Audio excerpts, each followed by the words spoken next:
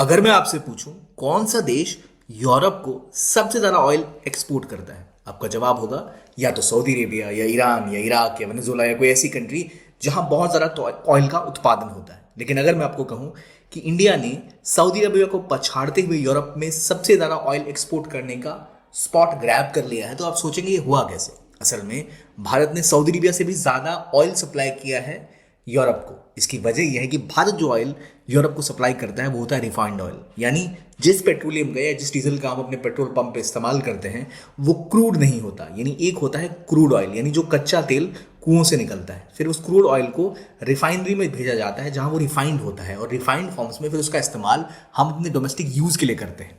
और दुनिया की सबसे बड़ी रिफाइनरी कहाँ है, तो वो है जामनगर गुजरात में। रिलायंस की रिफाइनरी जामनगर में जो है वो दुनिया की सबसे बड़ी रिफाइनरी है। और भारत बहुत मात्रा में क्रूड ऑयल इंपोर्ट करता है, लेकिन रिफाइंड ऑयल का एक्सपोर्ट भी अब भारत करता है बहुत मात्रा में। और आज तक यूरोप को सबसे ज़्यादा रिफाइंड ऑयल को एक्सपोर्ट करता था तो वो होता था सऊदी अरेबिया, लेकिन अब इंडिया ने उसे पछाड़ते हुए पहला स्थान लिया है। असल में हुआ क्या और क्या है इसके पीछे की कहानी, आइए समझते हैं। देखिए, इंडिया, आप सबको पता है कि इंडिया बहुत सारा ऑयल इंपोर्ट करता है, लेकिन जब यूक्रेन की वॉर हुई उसके बाद भारत का ऑयल इंपोर्ट का जो सोर्स था वो बदल गया। भारत पहले सर्वाधिक ऑयल मिडिल ईस्ट से इंपोर्ट किया करता था, लेकिन फिर वो चीजें बदली और भारत ने वो ऑयल इंपोर्ट करना शुरू किया रशिया से, क्योंकि भारत को सस्ती दरों पर रशिया ने ऑयल देना स्टार्ट किया। इसमें एक और कहानी है कि ठीक इसी वक्त यूरोप ने लगा दिया रशिया के ऊपर सैंक्शन कि वो यूरोप में तेल रशिया से नहीं खरीदेंगे। और यूरोप का सबसे बड़ा सप्लायर कोई था तो वो रशिया था। एक ही टाइम पर जहां रशिया से ऑयल यूरोप जाना बंद हुआ, वहां से रशियन ऑयल इंडिया आने लग गया। और उसी मौके का फायदा उठा के इंडिया की रिफाइनरीज ने ऑयल को रिफाइन करके उन्हें यूरोप में वो मार्केट जो पहले रशिया से तेल खरीदा करता था, उसके पास अब कोई सप्लायर नहीं था, तो उन्हें नई ऑयल का सप्लाई चाहिए था। उसके लिए भारत एक प्राइमरी सोर्स बन के तैयार हुआ, जहां से भारत उनको रिफाइंड पेट्रोलियम बेचता है। यानी भारत सस्ता तेल खरीदता है रशिया से, उस ऑयल को रिफाइन करता है और फिर वही रिफाइंड ऑयल भेजता है यूरोप को, क्योंकि यूरोप सीधा रशिया से तेल खरीदता नहीं है और रिफाइंड ऑयल भी वहां से खरीदने को तैयार नहीं है, क्योंकि उनके ऊपर सैंक्शन लगे हुए हैं। और भारत का एक्सपोर्ट यूरोप को 2018 के बाद से 2,53,788% ग्रो हुआ है। ये इतना बड़ा नंबर है कि इसका कोई आप नॉर्मल कैलकुलेशन भी नहीं कर सकते, क्योंकि भारत पहले यूरोप को तेल भेजता ही नहीं था, क्योंकि जो भी रिफाइन होता था पेट्रोलियम वो अक्सर इंडिया में खुद ही यूज केस में जरूरी होता था। लेकिन क्योंकि रशिया का ऑयल सस्ता मिल रहा था, यूरोप में डिमांड थी, तो भारत से बहुत सारा तेल अब जाने लग गया यूरोप, और वो सऊदी अरब को पछाड़ के इंडिया बन चुका है number 1 supplier of refined petroleum to Europe and European market. यहाँ जो एक सच्चाई हमें पता लगती है वो ये पता लगती है कि कैसे दुनिया में जितने देश हैं वो जियो पॉलिटिक्स के ऊपर निर्भर हैं।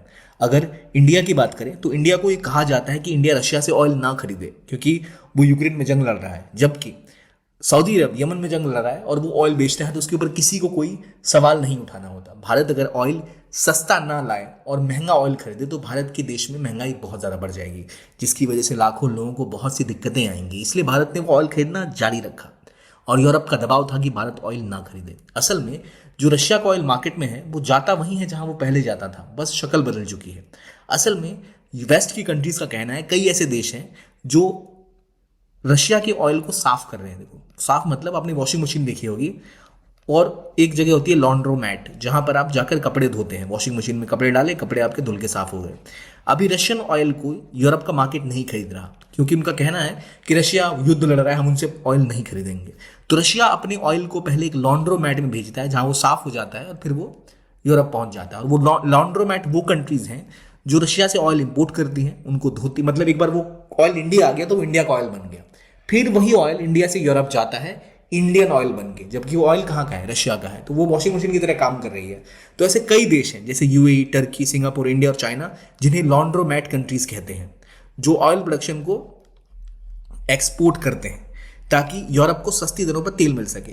मगर यहाँ पर दिक्कत ये नहीं कि ये कंट्रीज लॉन्ड्रोमैट कंट्रीज हैं, दिक्कत ये है वो कंट्रीज जो बड़ी बड़ी बातें किया करती थी, UK, US, Japan, EU, Canada, Australia, इन्होंने जब बोला है कि हम ऑयल नहीं खरीदेंगे तो फिर ये इंडिया से क्यों खरीद रहे हैं, क्योंकि रियलिटी ये है कि इन्हें ऑयल चाहिए। बातें करना आसान होता है, लेकिन ऑयल की आपूर्ति बहुत आवश्यक चीज है। इसलिए लॉन्ड्रोमैट नेशन से ऑयल के प्रोडक्ट एक्सपोर्ट बढ़ते ही जा रहे हैं यूरोप में। जहां इंडिया ने 3 मिलियन टन के आसपास तो काफी समय पहले से ही ऑयल एक्सपोर्ट करना स्टार्ट कर दिया था। इसके अलावा चाइना, यूएई, सिंगापुर और टर्की जैसे देश यूरोप को कंसिस्टेंटली ऑयल एक्सपोर्ट कर रहे हैं। और इंडिया जो ऑयल एक्सपोर्ट करता है वो प्राइमरीली रिफाइंड ऑयल रहता है, जो ऑलरेडी प्रोसेस किया होता है रिफाइनरी के थ्रू। जैसे आपको मैं पहले बता चुका हूँ, इंडिया में दुनिया की सबसे बड़ी रिफाइनरी जामनगर गुजरात में है। वहाँ रिलायंस द्वारा ऑपरेट की गई दुनिया की सबसे बड़ी रिफाइनरी से बहुत सारा पेट्रोलियम प्रोड्यूस होता है। एक होता है कच्चा तेल, क्रूड पेट्रोलियम, और एक होता है रिफाइंड पेट्रोलियम। तो ये रिफाइंड पेट्रोलियम इंडिया लगातार यूरोप को भेज रहा है और इंडिया के एक्सपोर्ट लगातार यूरोप में बढ़े हैं यूक्रेन वॉर के बाद, और कंसिस्टेंटली ये ग्रोथ देखी जा रही है। ये ग्रोथ दिखाती है कि कैसे जो ग्लोबल मार्केट है, हम जितना आसान इसको समझते हैं उतना आसान होता नहीं है। यूक्रेन की वॉर के बाद जितनी यूरोप की और वेस्ट की कंट्रीज हैं वो दावे जरूर करती हैं कि नहीं, हमें रशिया से ऑयल नहीं खरीदना, रशिया युद्ध में इन्वॉल्व है, हमें इससे ऑयल नहीं लेना, लेकिन असल में उससे ऑयल खरीदते हैं। इसकी वजह यह है कि ऑयल खरीदना छोटी बात है, लेकिन अपने देश में महंगाई कंट्रोल करना बड़ी बात है। अगर वो रशिया से ऑयल नहीं खरीदेंगे और कहीं और से ऑयल लाएंगे तो वो ऑयल उन्हें पड़ेगा बहुत महंगा, और महंगे ऑयल से उनके देश में इन्फ्लेशन होगा। इसलिए वो इसका एक सिंपल सॉल्यूशन निकालते हैं कि भारत से खरीद लिया, चाइना से खरीद लिया, टर्की से खरीद लिया, जबकि उन्हें पता है कि ये रशियन ऑयल है, ये घूम के आ रहा है। तो ये ग्लोबल रियलिटी है जिसमें बड़े बड़े देश छोटे देशों को धमकाते हैं कि आप यहाँ से ऑयल मत लो, इनके साथ संबंध मत रखो, जबकि खुद अपना हित साधने के लिए वो हमेशा उन देशों के साथ संबंध रखते हैं। और भारत ने इस मौके का फायदा उठा के एक बड़े वॉल्यूम ऑफ ऑयल को रशिया से सस्ती कीमत में इंपोर्ट करना चालू रखा है। यानी भारत को रशिया सस्ती दर पे पेट्रोल प्रोवाइड करता है डिस्काउंट पे, और भारत फिर उसको रिफाइन करता है, और उनमें से जहाँ महंगी रेट मिल रही है, यूरोप बहुत पैसा देता है, तो वहाँ उनको फिर एक्सपोर्ट कर दिया जाता है। और ये कहानी है इस पूरे लॉन्ड्रोमैट। इंडिया, टर्की और चाइना को लॉन्ड्रोमैट क्यों कहते हैं? क्योंकि रशियन ऑयल को लाते हैं, साफ करते हैं, या एक तरह से फिर उसके ऊपर कवर लग जाता है कि वो इंडियन ऑयल है या चाइनीज ऑयल है, जबकि ऑयल वो रशियन था, और फिर उनको यूरोप में बेच दिया जाता है, जिसमें इंडिया का मार्केट बहुत आगे है। और भारत ने यूरोप में सर्वाधिक ऑयल एक्सपोर्ट किया है, इवन सऊदी अरेबिया से भी ज़्यादा। आई होप ये वीडियो आपको अच्छा लगा हो, और ये क्रूड ऑयल की पूरी कहानी, जहां पर रशियन ऑयल ऑलरेडी हमेशा से यूरोप का एक बड़ा सेक्टर रहा करता था, अराउंड 42% 50% वहाँ पे शेयर लिया करता था, और अब वहाँ से जब शेयर हटा तो उनका एक्सपोर्ट गया कहाँ? तो भारत ने अराउंड 42% जो अपना क्रूड ऑयल है वो इंपोर्ट किया था रशिया से, और उसका एक बड़ा हिस्सा जो रिफाइन होता है वो पहुँचता है कहाँ? तो वो पहुँचता है यूरोप। तो ये थी इस कहानी की हकीकत, जहां इंडिया सऊदी अरब से आगे निकल गया, लेकिन इसके पीछे वजह यह है कि भारत कच्चा तेल लेता है रशिया से, जिसे यूरोप लेना नहीं चाहता, उसको प्रोसेस करता है और दोबारा भेजता है यूरोप। आई होप इससे इंडिया को और फायदे भी हो रहे हैं, क्योंकि हम कुछ डॉलर्स भी कमाते हैं, और आई होप चीज़ें ऐसी ही चलती रहेंगी। भारत को तो फायदा होता ही रहे। देखने के लिए बहुत बहुत धन्यवाद। कीप ऑन वॉचिंग ज्ञान कोश।